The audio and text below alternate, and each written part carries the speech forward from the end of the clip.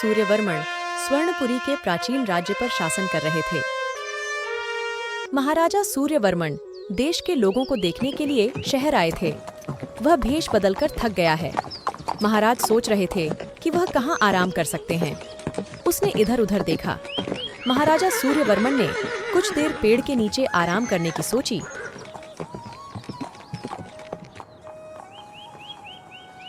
महाराजा Suryavarman एक पेड़ के नीचे जाकर बैठ गए। राजा शीघ्र ही अपने आप को भूल गया और सो गया।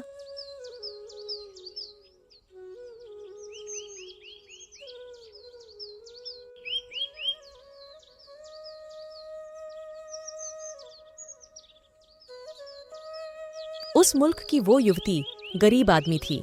वो जिंदगी भर भीख मांगती थी। एक दिन वह दरवाजे पर खड़ी हुई और विनम्रता से पूछा, अगर आपके पास खाना है तो मुझे दे दो। एक बूढ़ी औरत घर से बाहर आई और उससे पूछा कि क्या वह कुछ खाना चाहता है। दादी, अगर आप मुझे पहनने के लिए एक अच्छी पोशाक दे सकते हैं तो मैं बहुत आभारी रहूंगा। ठीक है चंद्रिका, मेरे पास मेरी पोतियों के कपड़े हैं। वह शादीशुदा है, इसलिए आप खुद इस ड्रेस को पहन सकती हैं। ले लो। बहुत बहुत धन्यवाद माँ, आपने मुझे एक अच्छी पोशाक दी है। मैं तालाब में स्नान करूंगा और इस पोशाक को बदल दूंगा। आपकी मदद के लिए बहुत बहुत धन्यवाद। तालाब में स्नान करने के बाद उसने अपने कपड़े बदले और धीरे धीरे चलने लगी। चंद्रिका का भी थक गई थी क्योंकि यह छड़ी का समय था। उसने उस पेड़ के नीचे भी आराम किया जहां महाराजा सो रहे थे, यह नहीं जानते हुए कि महाराजा उसके पीछे सो रहे थे। थोड़ी देर बाद महाराजा उठे, चारों ओर देखा और धीरे धीरे चलने की कोशिश की। महाराजा ने चंद्रिका को देखा जो पास में सो रही थी। यह लड़की कौन है और यह लड़की यहाँ क्यों सो रही है? लड़की, तुम कौन हो और तुम यहाँ क्यों सो रहे हो? सूर्यवर्मन से पूछा। चंद्रिका अचानक जाग गई और उसे कुछ समझ में नहीं आया। हमें कौन बुला रहा है? क्या कोई महिला इस तरह अकेले आराम कर सकती है? आप सवाल के प्रति क्यों जाग रहे हैं? मुझे जवाब दो, लड़की। चंद्रिका को समझ नहीं आ रहा था कि वह क्या कहे और विनम्रता से पूछा कि वह कौन है। मेरा नाम चंद्रिका है। मैं थक गया था, इसलिए कुछ भी गलत नहीं था। मैंने थोड़ी देर के लिए पेड़ के नीचे आराम किया। लड़की, आराम करने में कुछ भी गलत नहीं है।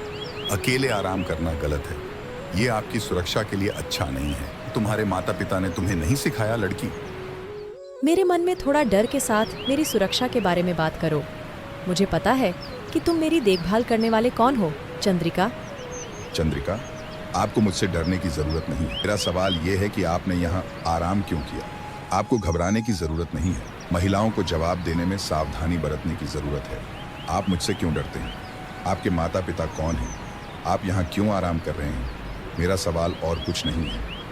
चंद्रिका, आप मुझ पर भरोसा कर सकते हैं और मुझे अपने बारे में बता सकते हैं।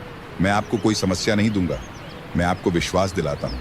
मुझे बिना किसी हिचकिचाहट के बताओ। चंद्रिका, मेरे माता पिता नहीं हैं, मैं अनाथ हूँ।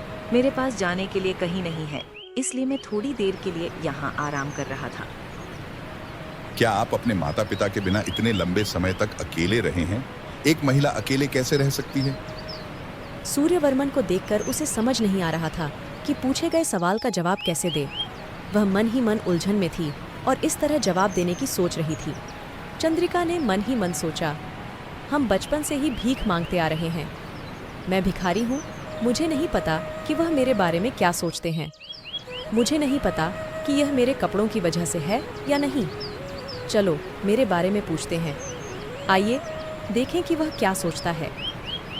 मुझे बताओ कि तुम मेरे बारे में क्या सोचते हो और हम देखेंगे। मुझे लगता है कि आप एक अच्छे परिवार में पैदा हुई लड़की हैं। समय के साथ तुम आरफन बन पड़े हो। जिन्होंने आपको इतने लंबे समय तक पोषित किया है, वे अब आपको छोड़ गए होंगे। इसलिए तुम कहते हो कि तुम अनाथ हो। यह अच्छा है, चंद्रिका ने अपने मन में सोचा। वह खुद एक कहानी कह रहा है। यह ठीक है, वह हमारे बारे में बहुत सोचता है। यदि आप शहर में आते हैं और पूछते हैं तो आपको पता चल जाएगा कि मैं एक भिखारी हूँ। वह क्या पूछने जा रहा है? यह सुनने में सुखद है।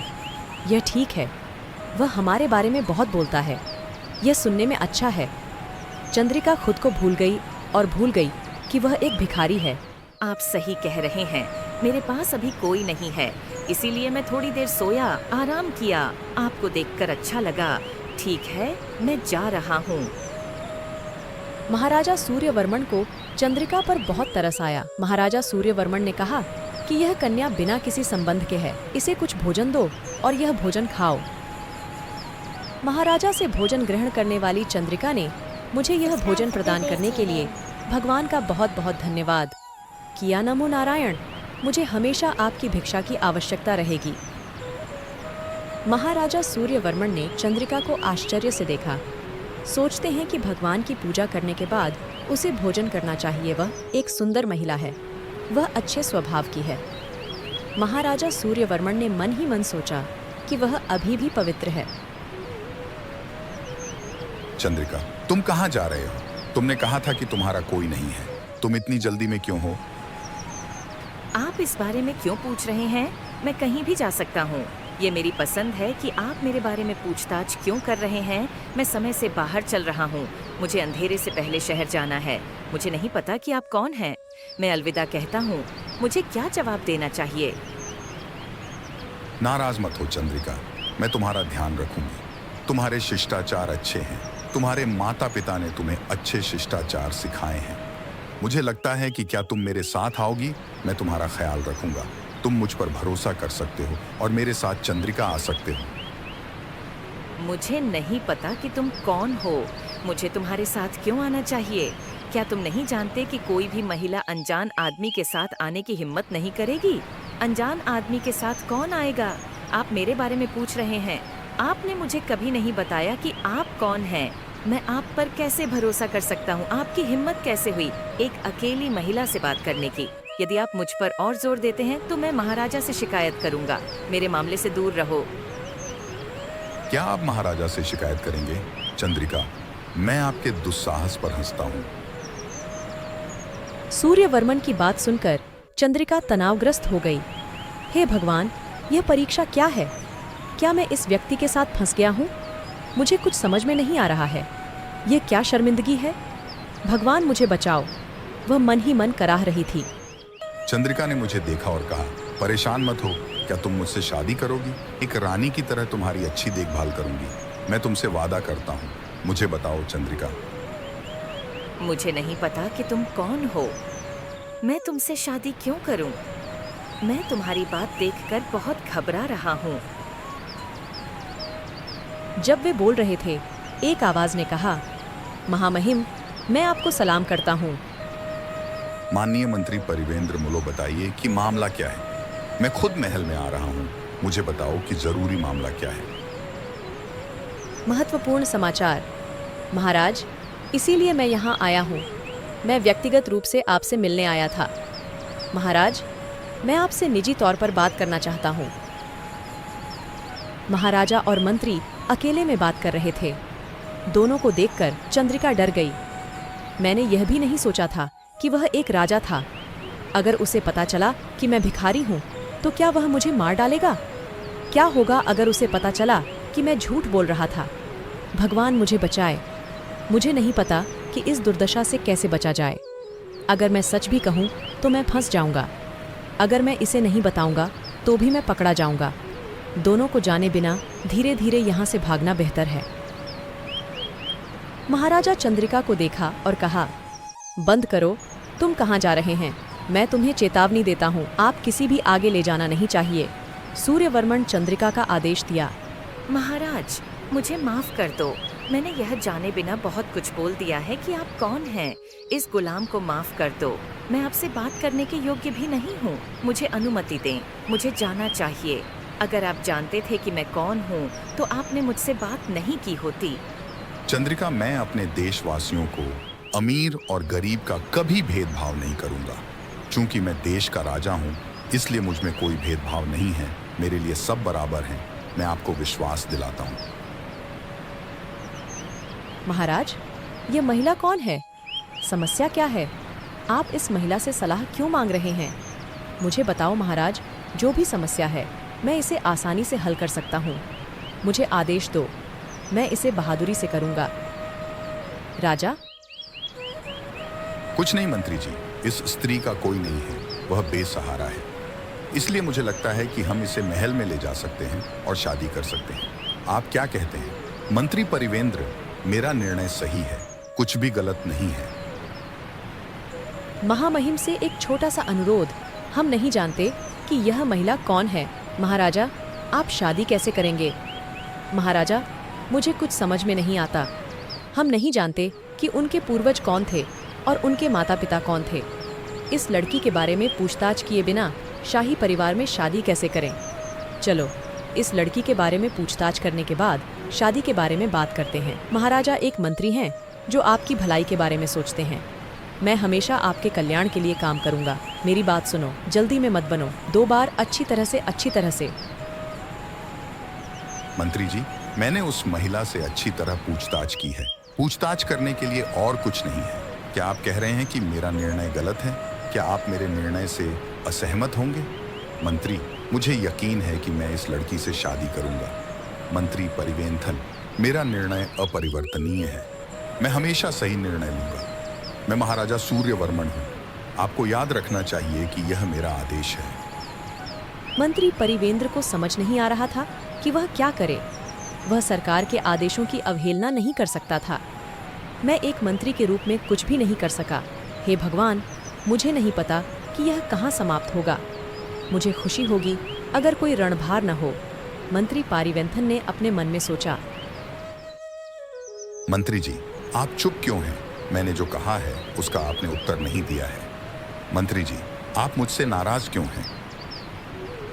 महाराज, आप जो भी निर्णय लेंगे मेरा मानना है कि वह सही होगा। आइए, हम अपने महल में चलते हैं। चंद्रिका पैलेस पहुंचे। महाराजा सूर्यवर्मन, मुझे ले चलो। दोनों की शादी सिंपल थी। चंद्रिका महाराजा सूर्यवर्मन से शादी के तोहफे के तौर पर कुछ भी मांग सकती थी। चंद्रिका पैलेस पहुंचे। महाराजा सूर्यवर्मन, मुझे ले चलो। दोनों की शादी सिंपल थी। चंद्रिका महाराजा सूर्यवर्मन से शादी के तोहफे के तौर पर कुछ भी मांग सकती थी। महाराजा जी, मैं आपसे अनुरोध करता हूँ कि शाम 6 बजे से 8 बजे तक पूजा करें और उन घंटों के दौरान किसी को भी मुझे परेशान नहीं करना चाहिए। चंद्रिका, कौन सी पूजा? आप क्यों कहते हैं कि पूजा रात में की जानी चाहिए? चंद्रिका आपको परेशान क्यों नहीं कर सकती? क्या मैं इसके बारे में जान सकता हूँ? क्या मैं भी पूजा में शामिल हो सकता हूँ? इस पूजा में पति पत्नी दोनों को भाग लेना चाहिए, यही न्याय है। महाराज, यह एक पूजा है जो एक पत्नी द्वारा अपने पति के लिए की जाती है। पति को इसे नहीं देखना चाहिए। पत्नी को यह पूजा बिना किसी की जानकारी के करनी चाहिए, क्योंकि यह आपके लंबे जीवन और आपके अच्छे शासनकाल के लिए पूजा है। मेरी दादी ने मुझे सिखाया। महाराजा, इसलिए मैं आपको नहीं देखने के लिए कह रहा हूँ। मैं आपसे विनम्रता पूर्वक अनुरोध करता हूँ कि मुझे पूजा करने की अनुमति दें जहाँ आपको पूजा करनी चाहिए। महाराजा, क्या ऐसा है चंद्रिका? मैंने ऐसी पूजा के बारे में कभी नहीं सुना है। आप मुझे कुछ नया बता रहे हैं। चंद्रिका, रहने दो। आप अपनी इच्छा के अनुसार इस पूजा का संचालन कर सकते हैं। मैं आदेश दूंगा, कोई भी आपको परेशान नहीं करेगा। मुझे बहुत खुशी है महाराज। आप मुझे इस पूजा के सफल समापन के लिए आशीर्वाद देना चाहिए।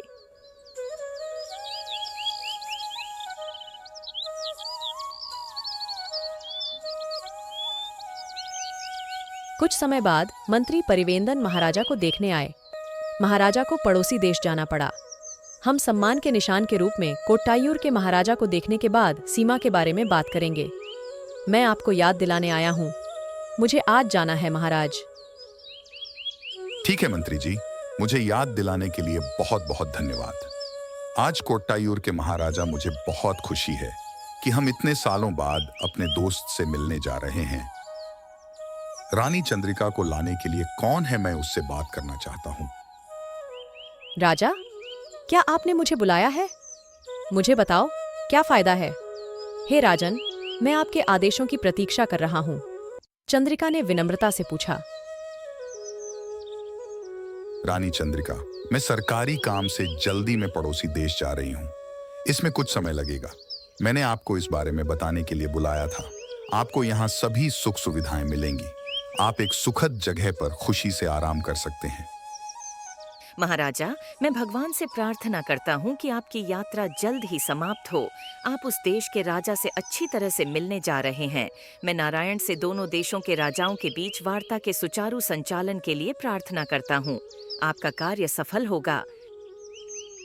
महाराजा सूर्यवर्मन ने चंद्रिका से कहा, मैं जा रहा हूँ। और महाराजा और परिवेंडल अपनी यात्रा पर निकल पड़े। यह कुछ महीनों तक चला।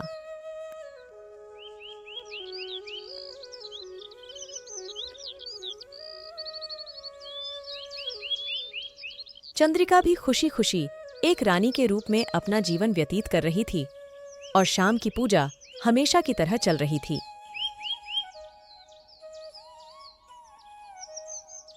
महाराजा सूर्यवर्मन अपनी यात्रा पूरी करने के बाद महल लौट आए। चूंकि शाम हो चुकी थी, रानी चंद्रिका को नहीं पता था कि महाराजा रानी चंद्रिका की पूजा करने आए थे। नौकरानी, पूजा में रानी चंद्रिका कहाँ है? पूजा खत्म हुई है या नहीं? वह अब आएगी। महाराज, चूंकि आप महल में नहीं हैं, रानी चंद्रिका शाम को पूजा करने और बगीचे की सुंदरता का आनंद लेने के बाद महल में आएंगी। ठीक है नौकरानी, तुम जा सकते हो। मैं इसे देखूंगा, महाराजा ने कहा। इस समय तक चंद्रिका पूजा खत्म हो चुकी होती है और शाम खत्म हो जाती है ना? बगीचे में जाने और रानी से मिलने में कुछ भी गलत नहीं है। महाराजा सूर्यवर्मन धीरे धीरे बगीचे की ओर चल पड़े। जब महाराज ने बगीचे में प्रवेश किया तो उन्होंने किसी को फुसफुसाते हुए सुना, माँ माँ, मुझे भूख लगी है। मेरे महल में यह क्या शोर है? यह पूछने का कोई तरीका नहीं है।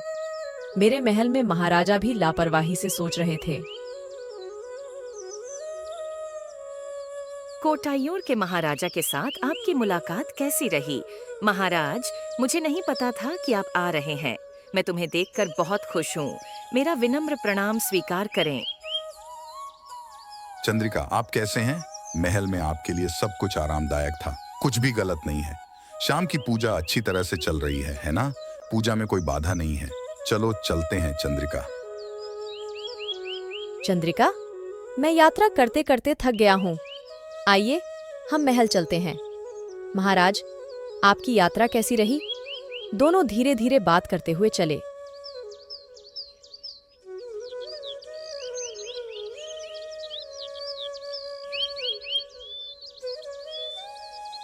यह थोड़ी देर के लिए चला गया। चंद्रिका भी अपने जीवन का आनंद ले रही थी। महाराजा उत्सुक हो गए। गुप्त पूजा क्या है? इतना खास क्या है? महाराजा ने सोचा कि उन्हें पूजा के बारे में मंत्री पारिवेंद्रन से परामर्श करना चाहिए। महाराजा मंत्री परिवेंद्रन को विनम्र प्रणाम स्वीकार करना चाहिए। आपको लंबे समय तक जीवित रहना चाहिए। मुझे बताओ कि क्या मामला है। मैं आपकी मदद करने की प्रतीक्षा कर रहा हूँ। मंत्री पारिवेंद्रन ने विनम्रता से पूछा। मैं सोच रहा हूं कि मुझे इसके बारे में बात करनी चाहिए या नहीं। मुझे संदेह करने दें। यदि आप जानते हैं तो कृपया मुझे यह स्पष्ट करें। 6 बजे के बाद पूजा करना, पूजा क्या है? मुझे लगता है कि हम इसके बारे में जान सकते हैं। मुझे नहीं पता कि यह सही है या गलत मंत्री जी। मुझे लगता है कि हम इसके बारे में बात कर सकते हैं। पति की जानकारी के बिना गुप्त रूप से क्या किया जा सकता है? यह संदिग्ध है कि इस तरह की पूजा हर दिन किसी के योगदान के बिना होती है। बेहतर होगा कि आप पूछताछ कर लें कि ऐसी कोई पूजा है या नहीं। महामहिम ने ठीक ठीक पूछा। महामहिम, कल मैं आपको बताना चाहता हूँ कि आपको मुझे अनुमति देनी चाहिए। महामहिम, आप दीर्घायु हों। मंत्री जी, यह एक छोटा सा मामला है। मैं खुद इसका ख्याल रखूंगा।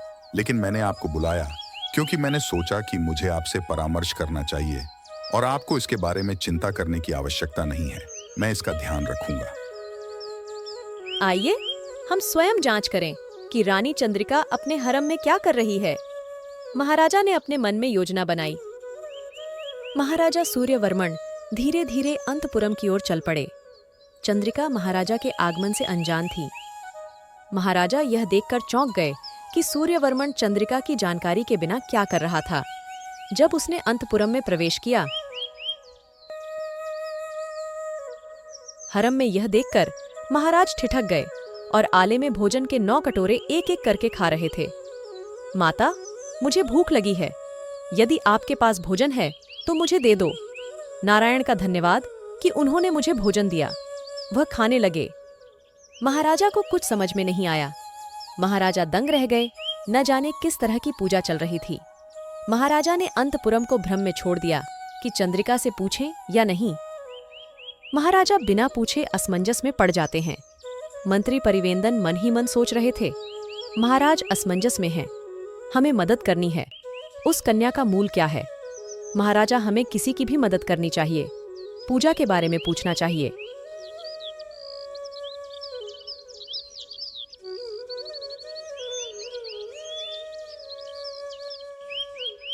एक दिन बाद मंत्री महाराज के पास आया और बोला, यदि आप मेरा विनम्र प्रणाम स्वीकार करते हैं तो मेरे पास आपके लिए एक संदेश है। महाराज, मैंने केवल इस मामले में हस्तक्षेप किया है क्योंकि आप भ्रमित हैं, क्योंकि महाराज के भ्रम को हल करना मंत्री का कर्तव्य है। मुझे नहीं पता कि मैंने जो किया वह सही था या गलत। मैं पहले से माफी मांगता हूँ। विनम्रतापूर्वक क्षमा करें। मुझे बताओ कि आपको क्या कहना है मंत्री, मुझे और भ्रमित न करें। महाराज, मुझे नहीं पता कि यह कैसे कहना है। अर्थात, हे राजा, आपकी अनुमति के बिना मैंने रानी के बारे में पूछताछ की। बताया जाता है कि वह बचपन से ही गांव में भीख मांगता रहा है। हुजूर, मैंने आपसे कहा था कि हम पूरी जांच पड़ताल के बाद शादी कर सकते हैं। कोई बात नहीं महाराज, मामला अभी बाहर नहीं आया है। क्या आप इसे ठीक कर सकते राजा? मंत्री जी की बात पर महाराजा शर्मा गए और उत्तेजित हो गए और गुस्से से बोले, मंत्री जी, सोचने के लिए कुछ भी नहीं है। मुझे भी कुछ समय से संदेह है। मुझे लगा कि कोई पूजा चल रही है। यह क्या है? इससे कोई फर्क नहीं पड़ता कि वह एक गरीब लड़की है, मैं शादीशुदा हूँ। कोई फर्क नहीं पड़ता कि उसने उसे रानी बना दिया, उसका प्राकृतिक चरित्र गायब नहीं हुआ। हम रानी बन गए हैं। उन्होंने नहीं सोचा था कि वह इस मौके का फायदा उठाएंगे। रानी बनने के बाद भी भीख मांगने का स्वभाव उनका साथ नहीं छोड़ा। मुझे पता है कि आपके मन में क्या है महाराज, और मुझे पता है कि आपका निर्णय अंतिम है। उसका चेहरा देखने के लिए, मंत्री जी, मुझे यह बिल्कुल पसंद नहीं है। उसे निर्वासित करें। वह नहीं जानती कि वह क्या हकदार है। मुझे हीरे के पत्थर और नमक के पत्थर के बीच अंतर नहीं पता है। इसका क्या मतलब है? ये इसके लायक नहीं है। माननीय मंत्री जी, मैं उन्हें तुरंत आदेश दे दूंगा। आज से कोई प्रासंगिकता नहीं। उसे बाहर जाने दो और भीख मांगने दो। उसका पसंदीदा काम। मंत्री जी, बस इतना ही। परिवेंदन को समझ नहीं आ रहा कि क्या कहें। महाराजा ने आदेश का पालन किया। शाबाश महाराजा, उन्होंने दुखी होकर कहा कि यह अंत था। चंद्रिका अपने स्वर्णिम अवसर को गंवाने का अफसोस करते हुए देश छोड़कर Subscribe for Boo Boo's TV.